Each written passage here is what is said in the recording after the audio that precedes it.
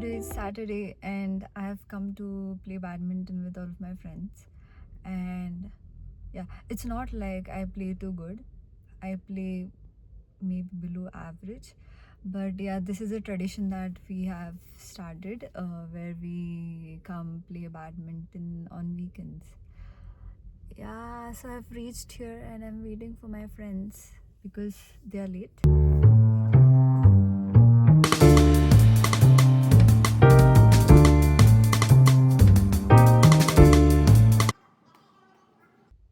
One thing that I would like to share is that every day there is some kind of struggle that you need to overcome in your life. Okay, and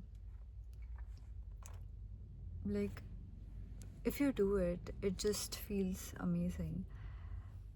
And it might be a very small thing, it might be a thing that you would have already done in the past, but if you do it this time,